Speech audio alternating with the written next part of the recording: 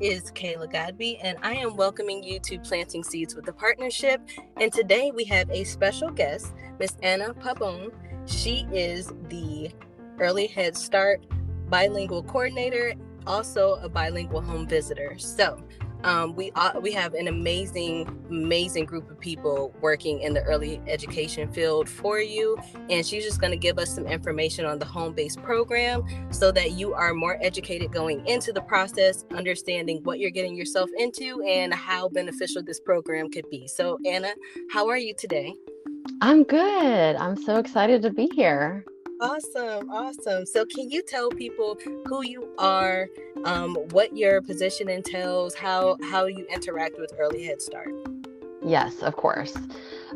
So I feel like, first of all, I'm a mother and a wife, which I'm very proud of. And then, so I am also a staff member of the Durham Early Head Start home-based program. And we are located at the Center for Child and Family Health in Durham. And we do contract with Durham's Partnership for Children.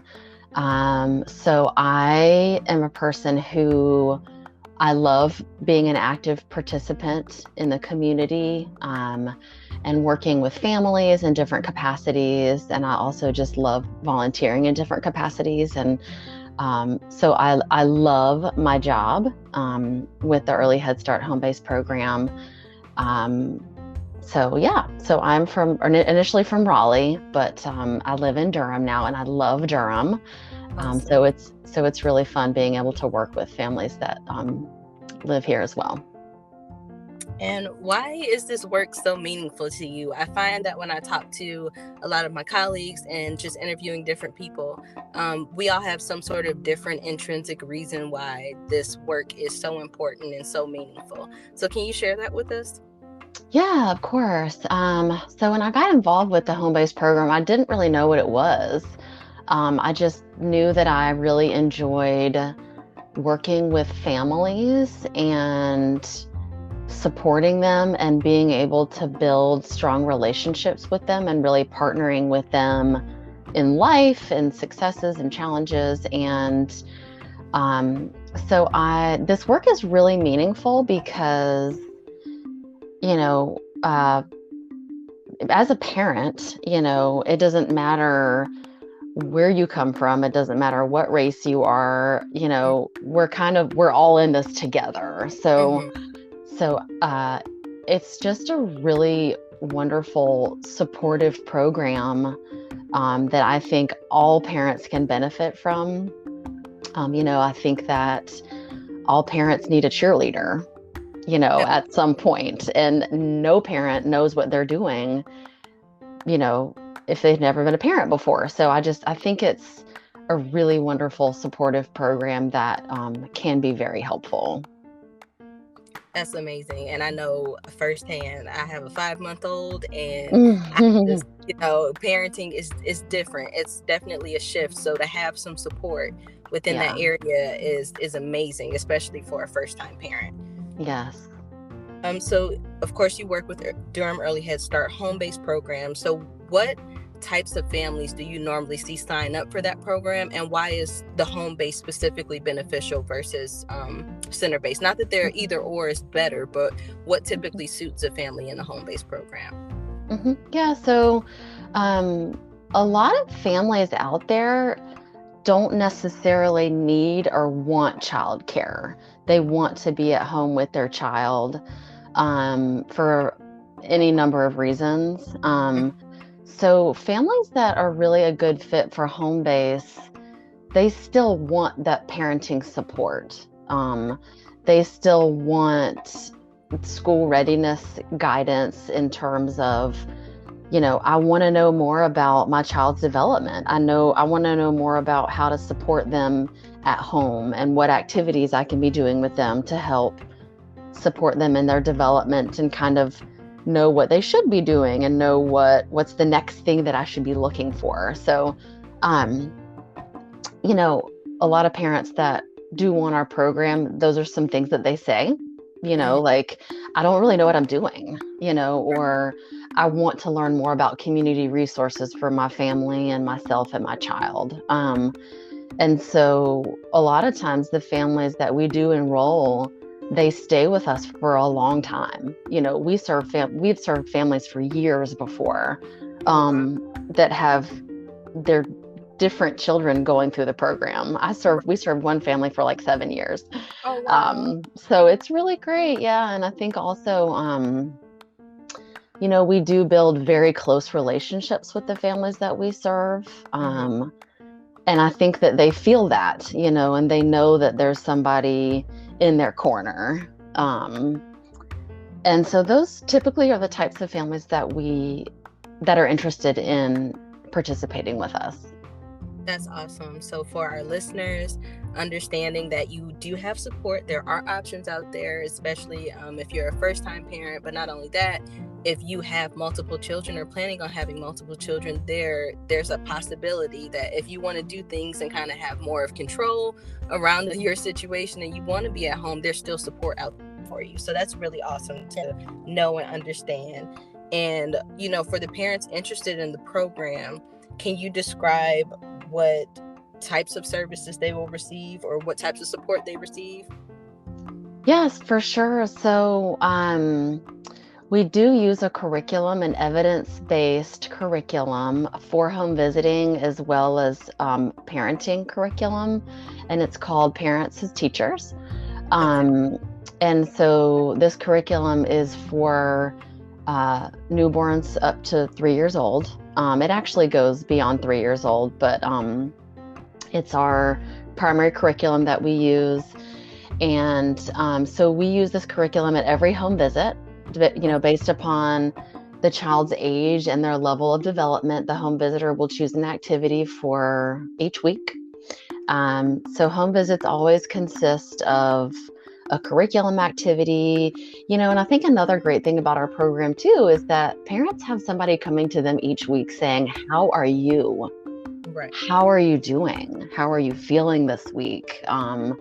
What's going on with your family? What are some successes that your family's had this week? What are some ways that you've seen your child grow? What are some challenges that you're facing? So, they always have somebody checking in with them. A lot of families that we serve may not be from here. They may not have a wide social safety net, and so I think that's definitely a priority for us as well. And, having families know that there's somebody supporting them. So a lot of something that we always do as well is any community resources that we might learn about, we always share with families. Right.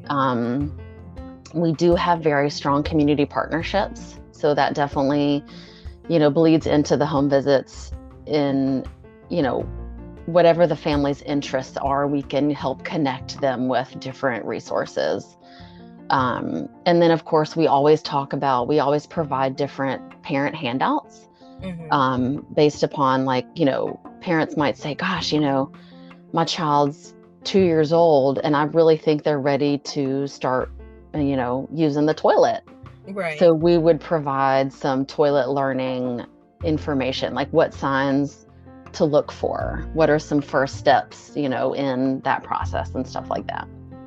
That's awesome. And it actually kind of bled over into my second question in this area was, if parents are unsure about if they can handle the learning from home and how to properly do that with your child. But I mean, you literally laid out a list of supportive resources, so that's amazing. Are you able to give us an example of some of the community resources that you guys partner with to help bring support to the families?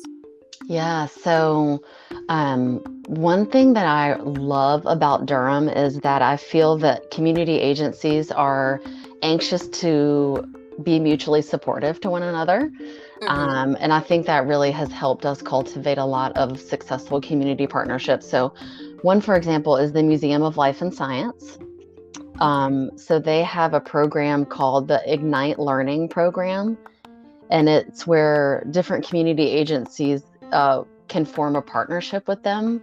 That helps us connect families that we serve to a $5 annual membership for their Oh, family.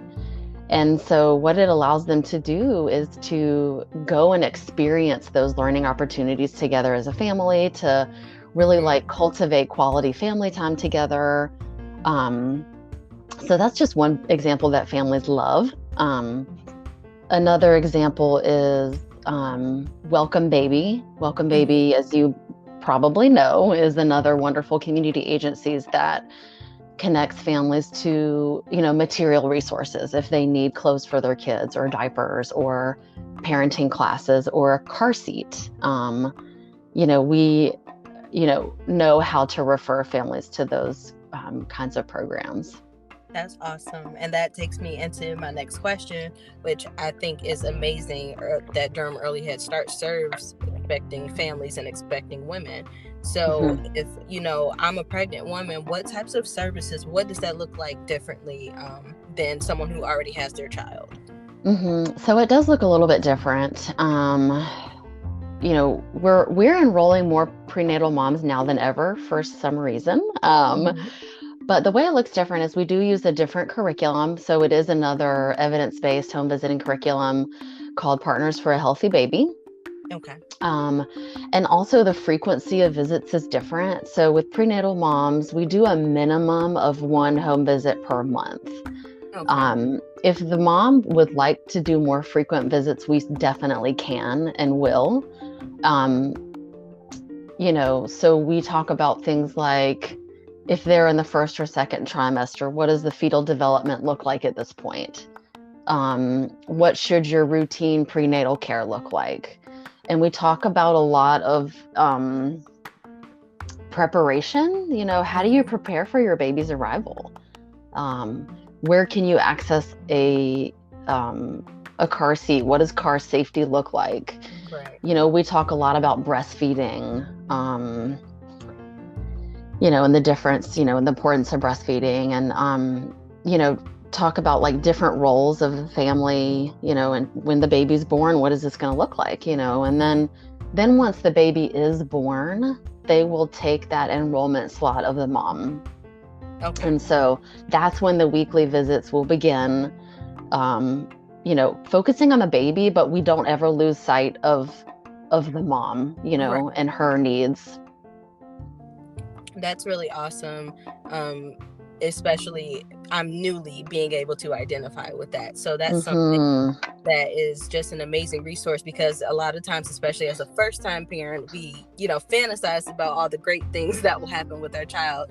But I think it's really sobering to have a realistic expectation, and experts coming in and telling you, this is what we've seen over and over again. And so this is realistically what it'll look like. And I think that really helps you to become a better parent and be prepared for that child. So that is just amazing. And so just so our listeners are clear, it's once a week if your child is here and in the program and they're on focus, and it is once a month for that prenatal care.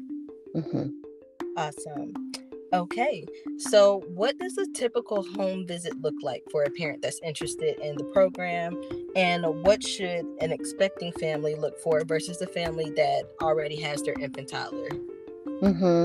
So a typical home visit for a child that's enrolled is, so when a child's first enrolled, the first few weeks is the enrollment period. So typically during the enrollment period, we, of course, have different paperwork that we have to complete, but that helps us get to know where the family is in different ways. And like, it helps us get to know the child and their history. So it gives us good background to get started. We also just like to ask lots of open-ended questions to the family. Tell me about your family. Tell me about, why were you interested in this program? What do you hope to get out of this program? And so that's what the beginning looks like. And then once we sort of get into the rhythm of the home visit, each home visit has the same structure. So for example, we always, include a curriculum activity, but we do the content varies by family, because we do know that every family is different. Every child is different in their development and their interests and their needs, and their history, their background. And so we really do want to individualize every single visit. So, depending on what we know about the family and what we know about the child, we'll plan the activities accordingly. And then, we'll bring up different developmental areas such as attachment. With your 5-month-old baby, we might probably be talking about, okay, let's start talking about implementing solid foods. Right. How are you feeling about that? What do you think that's going to look like? So really partnering with the parent and helping them think about, what do they want to do, in supporting their child's development in their home. That's good. That's good. We just had the solid foods conversation. So yeah, I'm resonating with this. This is very helpful for me. So our next question, and this is more of a you focused, is what is your favorite part of your job? And what does a typical workday look like for you? Oh, that's such a hard question. I feel so thankful, to truly and honestly be able to say that I love my job. And I don't know that a lot of people can say that. So I feel so grateful every day, because I really enjoy all the people that I work with, all of my colleagues, all of our different team members on the home-based team. Everyone's just really enjoyable to work with, and I think it's because we all, our heart is in what we do, and we deeply enjoy building relationships with the families that we serve, and we deeply care for them too. We all want them to be well, and we all want them to be successful in whatever their goals are. And so so I enjoy my job a lot. I think one of my favorite parts of my job is interacting with the families. For the first 3 years that I worked with Early Head Start, I was a full-time home visitor. Okay. And I loved it. And the opportunity came about to become the coordinator. And so I made that transition. So whenever I get an opportunity to interact with a family, I really, really enjoy that.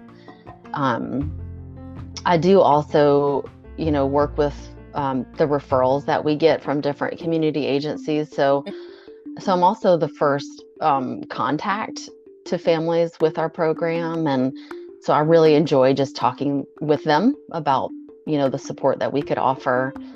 So I really just love all aspects of my job. I also really love where I work at the Center for Child and Family Health. I think that they've really cultivated a culture of support, of cultural sensitivity, and just this mindset of we're all in this together. Awesome. Yeah. So, gosh, as far as a typical workday, every day is so different. And all of our home visitors will tell you, you can have a full schedule, at 8 a.m. on Tuesday morning, and by 10 a.m. your whole day is just completely different. So things change quickly, but I think I also really enjoy that. So a lot of times, of course, my role is still to support our staff. So I spend a lot of time talking with them about how they're doing, how they're feeling, how I could support them, what's going on with the families. We often brainstorm together on, okay, this situation is happening. What is our role? Right. And it's also great because we get to spend some time in the office, and then we get to just go out in the field and drive around the community. So that might look like picking up diapers from the diaper bank and then driving around to distribute them, to the families' homes. And I also get to work with the community agencies, which is also awesome. I get to work with other amazing agencies that are supporting families. That's amazing. I'm literally getting chills because I'm you have such when you hear you talk, there's such an awesome caliber of people working with families who need it. And I think it takes a special type of person to do that. I think a lot of times, which I'm glad we're doing this podcast, we kind of take for granted those early development years and the time and effort and community that it takes to, get it to a point where, we're hopefully doing justice for our future generations. So kudos to you for just being so involved and loving your job and doing these things for the families in your care. Like that's just amazing to me, and it's blowing my mind. Well, as you know, as a new mom too, there cannot be enough parent support out there. Absolutely. There's not enough. And I think the more that we can do, the better off our country will be, the better off our families will be. It's just, I agree. There's nothing but positive results, I think. So to round out our conversation, which has been a great conversation, is what is your favorite quote or inspirational saying that you want to leave with us, the listeners? So the one quote that I have held on to over the years is one that my previous supervisor used to have outside of her office door. And I saw it and I wrote it down, and it always comes to mind, and it's by Mary Oliver. It says, "Tell me, what is it you plan to do with your one wild and precious life?" So that just always reminds me, like, we have one life to live. How do you want to live it? What do you want to live? What do you want to, what kind of impact do you want to leave? How can I continue to live a meaningful life? So it just reminds me of how precious life is. And I think that's just a really helpful reminder in terms of choices, and, just what we decide to do with our life. And in terms of words of inspiration, I don't know if I'm a very inspirational person. I beg to differ. I think that your quote actually brings to mind how meaningful you and your work are. So I'm just in amazement and thankful that you were able to talk to us today and just give us more insight on what Early Head Start home-based program is, for parents who are inquiring, who need the information. Believe it or not, we put out the information all the time, but people learn differently and receive the information differently. So hopefully this reaches someone, and they're able to benefit from your program. And I really appreciate you for talking to me. And yeah, thank you so much.